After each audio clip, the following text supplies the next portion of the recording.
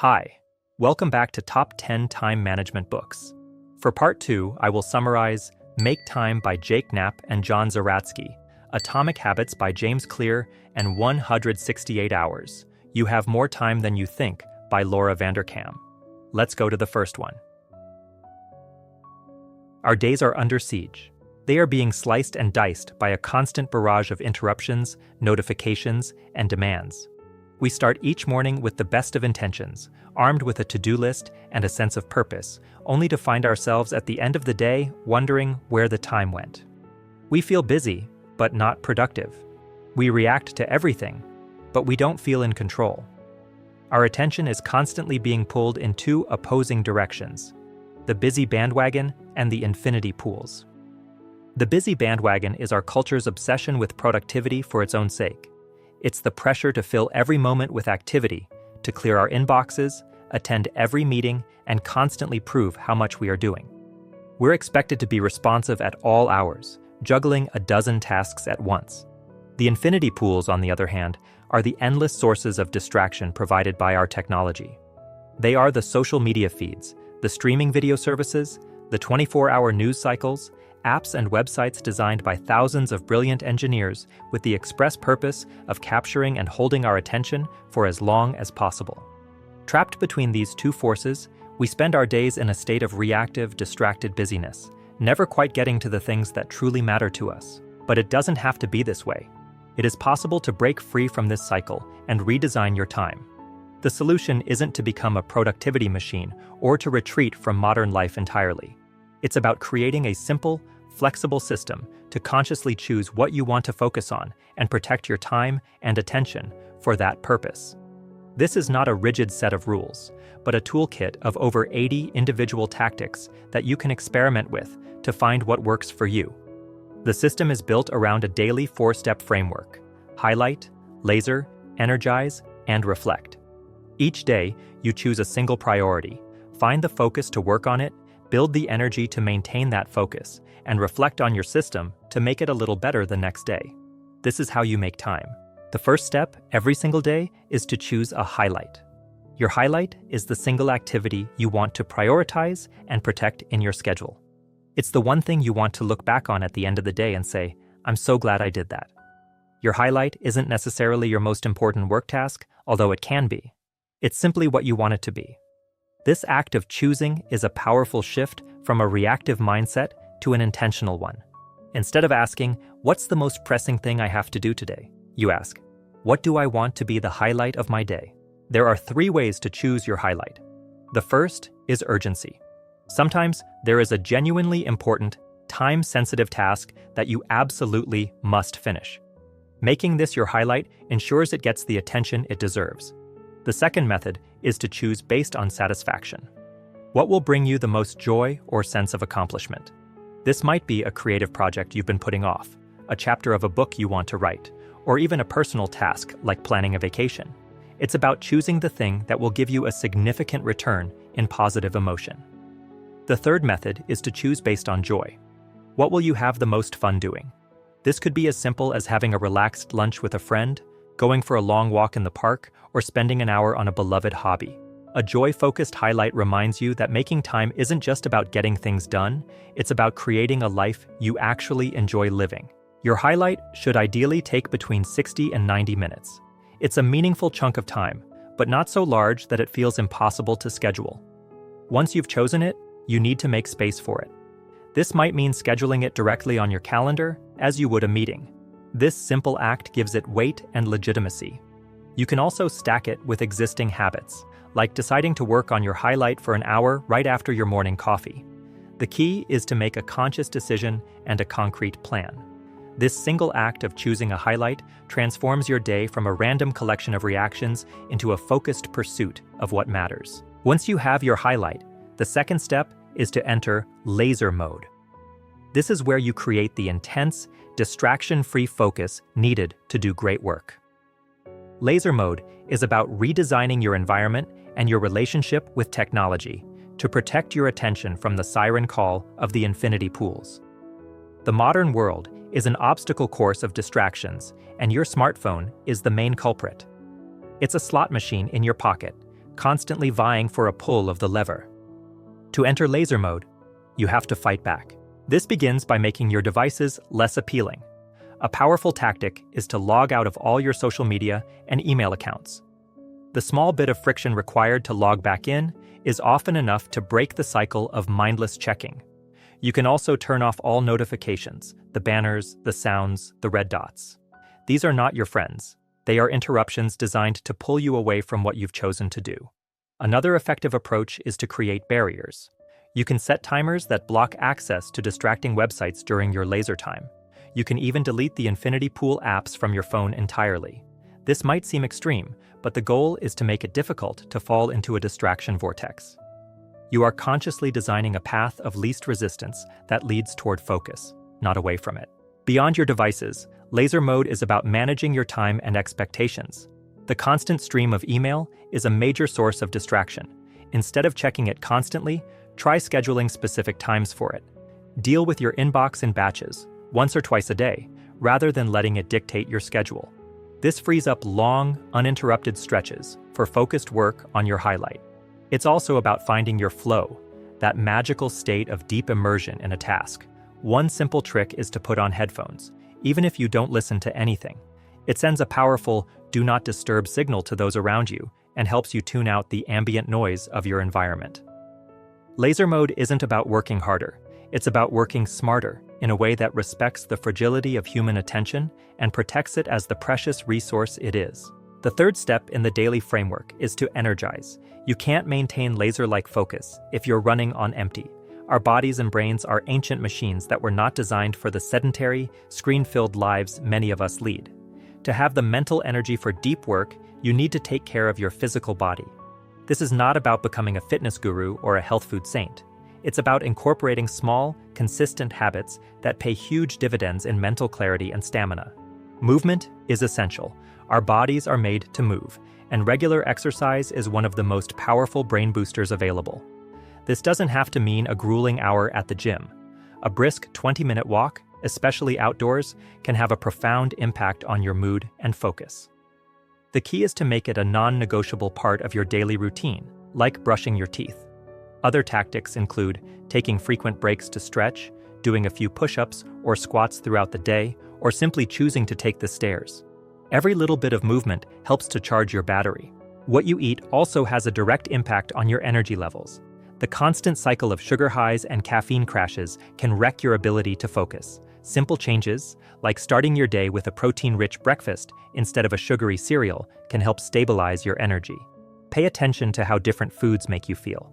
Experiment with eating more whole foods, like fruits, vegetables, and nuts, and notice the effect on your afternoon energy slump. Hydration is equally important. Keep a water bottle on your desk and sip it throughout the day. And don't underestimate the power of human connection. Spending a few minutes of quality, face-to-face time with a friend or loved one can provide a significant emotional and energetic boost. Energize is about treating your body like the battery it is, constantly recharging it so that you have the power you need to make time for your highlight. The final step, taken at the end of each day, is to reflect. This is a simple, 5-minute process of reviewing your day and adjusting your system. It's how you learn, adapt, and improve. The reflection process involves answering a few key questions. When did you start and end your highlight? How did you do with your laser and energize tactics for the day? What brought you the most satisfaction? Were you happy with your highlight choice? What's one thing you want to try differently tomorrow? This is not about judging your performance or berating yourself for failures. It's about curious observation. Perhaps you tried deleting social media apps and found it incredibly liberating. That's a tactic to keep. Perhaps you tried to work on your highlight late at night and found you were too tired to focus. That's a useful piece of data. Tomorrow, you might try scheduling it for the morning. The goal is to use a scientific method of experimentation on your own life. You form a hypothesis, e.g., I think I will focus better if I go for a walk at lunchtime. You run the experiment and you observe the results. This daily reflection is what makes the system so powerful and sustainable. It's not a rigid, one-size-fits-all program. It's a personalized framework that evolves with you. Over time, you will build your own unique toolkit of tactics that work for your life, your personality, and your goals. You will learn your own rhythms of energy and focus. you'll become more attuned to what brings you satisfaction and joy. The process of making time is not a destination you arrive at, but a continuous practice of intention and refinement. Ultimately, this is a philosophy of living. It's about rejecting the default settings of busyness and distraction and intentionally designing a life around what truly matters to you. It's about recognizing that your time and your attention are your most valuable and finite resources, and that they are worth protecting. Each day presents a new opportunity to choose a highlight, to find your laser focus, to energize your body and mind, and to reflect on what you've learned. By engaging in this simple daily cycle, you move from a state of frantic, reactive living to one of calm, focused control. You stop just getting through your days and start truly living them, one highlight at a time. The journey to remarkable results rarely begins with a monumental leap. Instead, it starts with a single, tiny decision that, when repeated, compounds into something extraordinary. Changes that seem small and unimportant at first will blossom into remarkable outcomes if you're willing to stick with them for years. This is the essence of atomic habits: small, easy-to-do regular practices or routines that are the source of incredible power and a fundamental component of a system of compound growth. Think of your habits as the compound interest of self-improvement. Just as money multiplies through compound interest, the effects of your habits multiply as you repeat them. On any given day, they might seem to make little difference, but the impact they deliver over months and years can be enormous. If you can get just 1% better each day for a year, you'll end up 37 times better by the time you're done. Conversely, a 1% decline each day will bring you down nearly to zero. Your outcomes are a lagging measure of your habits. Your weight is a lagging measure of your eating habits, your knowledge is a lagging measure of your learning habits, and your clutter is a lagging measure of your cleaning habits. You get what you repeat. Success is the product of daily habits, not once-in-a-lifetime transformations. If you're having trouble changing your habits, the problem isn't you, it's your system. Bad habits repeat themselves not because you don't want to change, but because you have the wrong system for change. This leads to a core philosophy. You do not rise to the level of your goals, you fall to the level of your systems. Goals are about the results you want to achieve, while systems are about the processes that lead to those results. If you want better results, forget about setting goals and focus on your system instead. The purpose of setting goals is to win the game, but the purpose of building systems is to continue playing the game. True long-term thinking is goal-less thinking. It's about the cycle of endless refinement and continuous improvement. Ultimately, your commitment to the process will determine your progress. The most effective way to change your habits is to focus not on what you want to achieve, but on who you wish to become. This is the shift from outcome-based habits to identity-based habits. There are 3 layers to behavior change: changing your outcomes, changing your process, and changing your identity. The most potent form of change comes from the inside out, starting with your beliefs and self-image. The goal isn't to read a book, but to become a reader. The goal isn't to run a marathon, but to become a runner. Every action you take is a vote for the type of person you wish to become. No single instance will transform your beliefs, but as the votes build up, so does the evidence of your new identity. This is why meaningful change doesn't require radical change. Small habits can make a meaningful difference by providing evidence of a new identity. The process of building a habit can be broken down into 4 simple steps: cue, craving, response, and reward. This 4-stage cycle is the backbone of every habit. The cue triggers your brain to initiate a behavior. The craving provides the motivation to act. The response is the actual habit you perform, and the reward is the satisfying outcome that reinforces the behavior for the future. Together, these 4 steps form a neurological feedback loop that ultimately allows you to create automatic habits.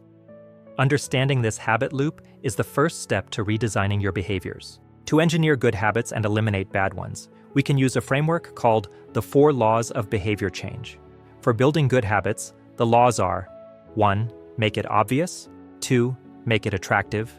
3. Make it easy. And 4. Make it satisfying. To break a bad habit, we simply invert these laws. 1. Make it invisible. 2. Make it unattractive. 3. Make it difficult. And 4. Make it unsatisfying. The first law, make it obvious, is about the cue. Many of our daily actions are shaped not by purposeful choice, but by the most obvious option available. Therefore, to build a good habit, you need to make its cues prominent in your environment. You can use implementation intentions, which are specific plans for when and where you will perform a habit. The formula is I will behavior at time in location. Another powerful technique is habit stacking, where you pair a new habit with an existing one. The formula is after current habit, I will new habit. Your environment is the invisible hand that shapes human behavior. By redesigning your surroundings, you can make good habits more likely to happen. For instance, if you want to read more, place a book on your pillow. If you want to eat healthier, keep fruits and nuts on the counter instead of cookies. The second law, make it attractive, focuses on the craving. Habits are a dopamine-driven feedback loop. Dopamine is released not only when you experience pleasure, but also when you anticipate it. This anticipation is what drives the craving to act. To make a habit more attractive, you can use a strategy called temptation bundling. This involves pairing an action you want to do with an action you need to do. For example, you could allow yourself to watch your favorite show, what you want, only while you're on the treadmill, what you need.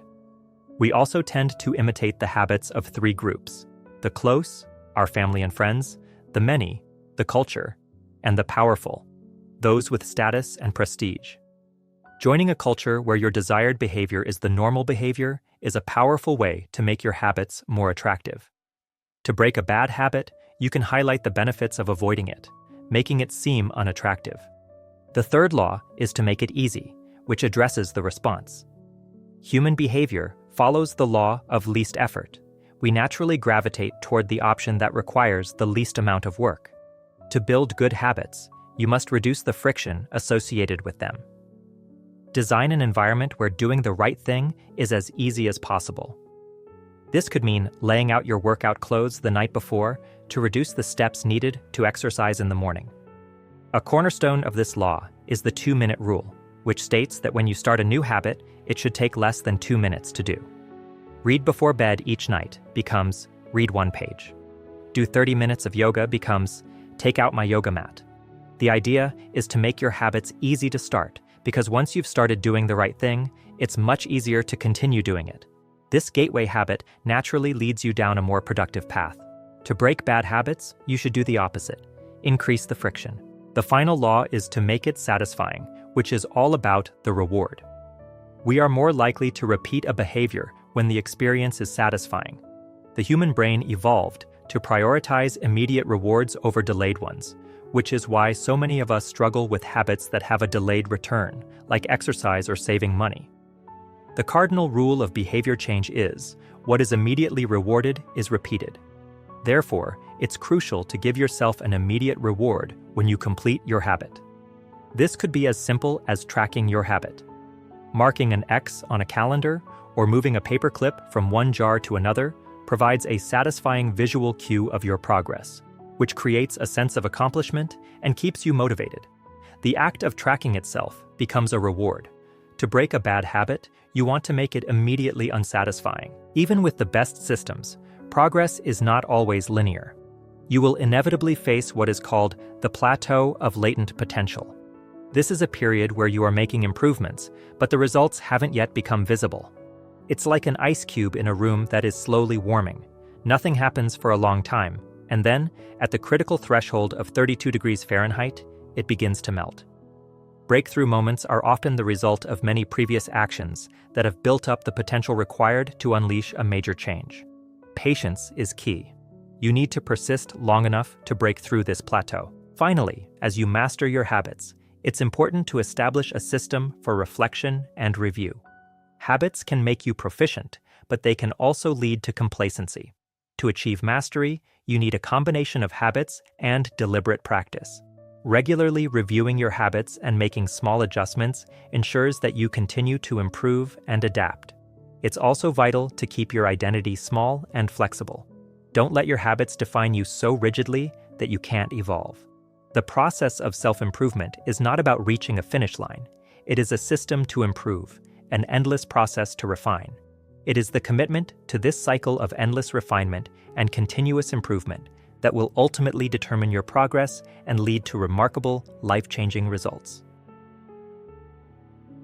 There is a story we tell ourselves, a pervasive narrative of modern life that we are desperately, hopelessly, and chronically busy. We wear our lack of time as a badge of honor, a symbol of our importance and dedication. We talk about our work weeks in exaggerated, heroic terms, 60, 70, even 80 hours, and lament that there is simply no time left for anything else. We feel rushed, stressed, and perpetually behind. But this story, as compelling as it is largely a fiction. The reality is that you have more time than you think. There are 168 hours in every week. This is the great equalizer. No one gets more, and no one gets less. When you subtract the hours for work and sleep, even in generous amounts, what remains is a vast expanse of time. The problem is not a lack of time, but a lack of intention. The feeling of scarcity is a choice, and by understanding the hours you have, you can begin to build a life of abundance. The first step toward reclaiming your time is to understand where it truly goes. Before you can create the life you want, you must first understand the life you have. This requires a small but profound act of investigation. You must log your time. For one full week, 168 hours, keep a record of your life in 15 or 30-minute increments. This isn't about judgment or productivity hacking, it's about pure data collection. What time did you wake up? When did you start working? What did you do for lunch? What happened between getting home and going to bed? Be honest and be specific. Worked is not enough. Was it writing a client brief, attending a team meeting, or scrolling through industry news? Leisure is too vague. Was it reading a novel with my child, watching a reality TV show, or aimlessly browsing social media? This simple exercise is often a moment of shocking revelation. The stories we tell ourselves about our lives rarely match the logged reality. The executive who claimed to work 80 hours a week discovers, upon honest accounting, that his actual work time is closer to 55 hours, with the rest filled by long lunches, internet detours, and non-essential chatter. The parent who feels she has no time for herself finds 20 hours a week of unstructured time spent on her phone or watching television shows she doesn't even particularly enjoy. This isn't cause for guilt, it's cause for celebration. These newly discovered hours are a gift. They are blank spaces on the canvas of your week, waiting for you to fill them with intention. This log is your map. It shows you the landscape of your current life, and with this map, you can begin to chart a course toward the life you truly desire. You shift from being a victim of your schedule to its architect. With a clear picture of your 168 hours, the next step is to create a vision for a fulfilling life. This isn't about dreaming of a fantasy existence where all obligations disappear. It's about looking at the building blocks of a great life, a thriving career, strong relationships, and meaningful personal pursuits, and recognizing that they can all fit within the same 168 hours.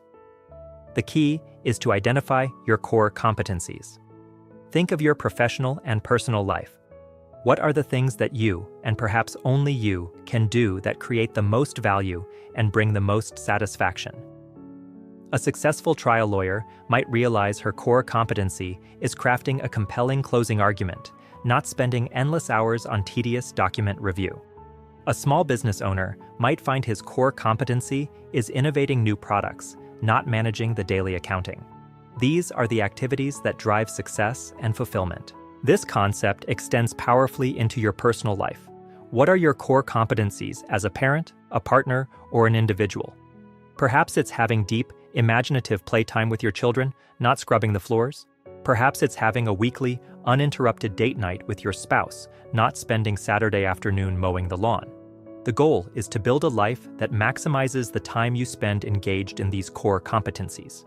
For everything else, your strategy should be to minimize, outsource, or simply ignore it. This is not about being lazy or irresponsible. It is about being ruthlessly strategic with your most valuable asset, your time. By focusing your energy where it matters most, you create a life that feels rich, purposeful, and joyful, rather than one cluttered with low-value tasks that drain your spirit. Once you have your vision, you can begin the practical work of redesigning your week, hour by hour. Start with your career. The traditional 9-to-5, 40-hour workweek is an artifact of the industrial age, designed for an era of factory lines, not knowledge work. In today's world, results matter far more than hours clocked. You must learn to think of your job in terms of tasks and accomplishments, not time spent at a desk. Focus on your professional core competencies and be relentless in your efficiency. Use technology to your advantage. Batch similar tasks together and be disciplined about minimizing distractions. When you are working, work with intense focus. This approach allows you to produce the same, or even better, results in significantly less time. This newfound efficiency opens up possibilities for crafting a more flexible work life. Perhaps you can negotiate a compressed work week, working 4 10-hour days to enjoy a 3-day weekend every week. Perhaps you can arrange to work from home 2 days a week, reclaiming the hours once lost to commuting.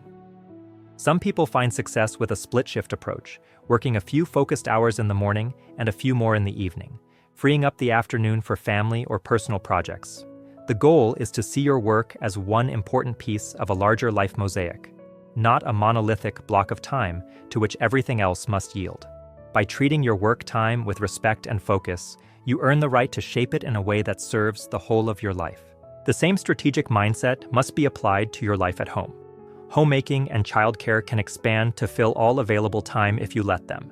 Here again, the concept of core competencies is your guide. Identify the domestic activities that bring you joy and strengthen your relationships, and be ruthless about the rest.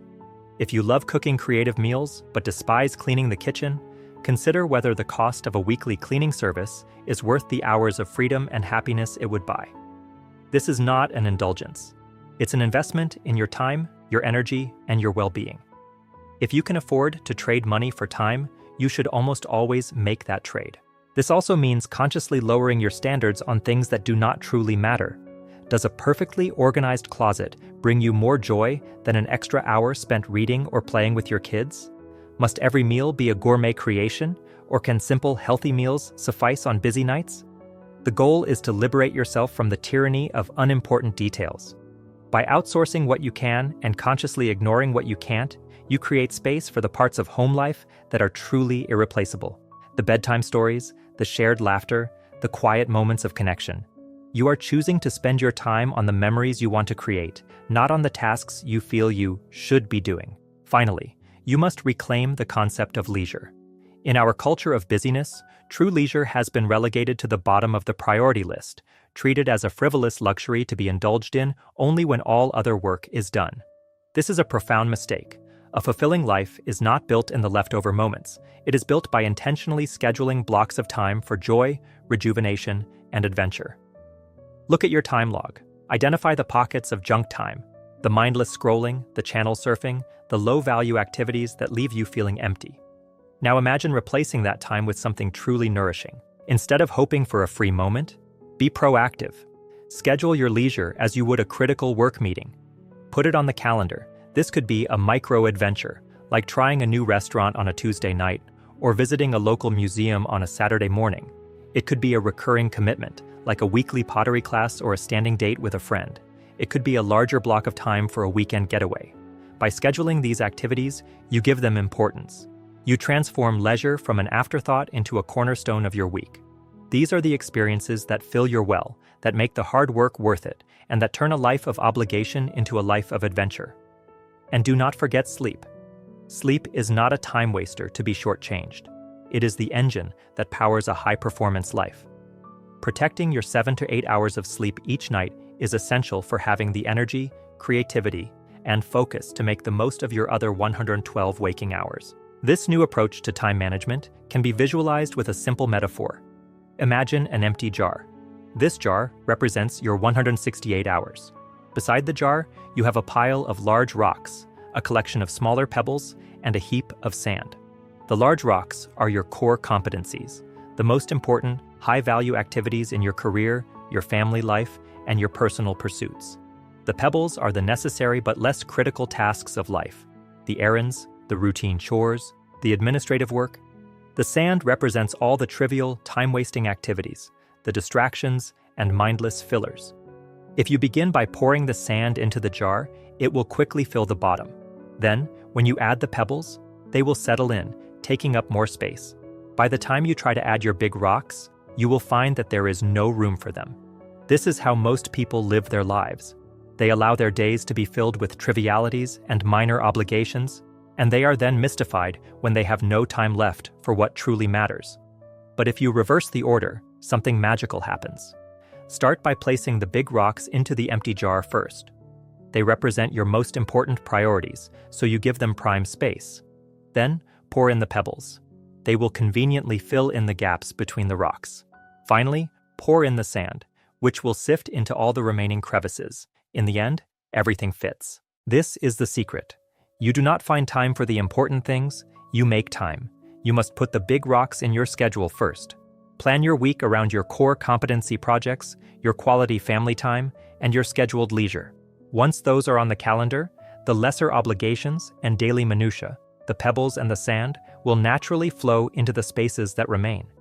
You are the artist of your own life, and the 168 hours of the week are your canvas. By choosing to fill it first with bold, beautiful strokes of purpose and joy, you can create a masterpiece, a life that is full, successful, and deeply satisfying. You have the time. The only question is what you will choose to do with it.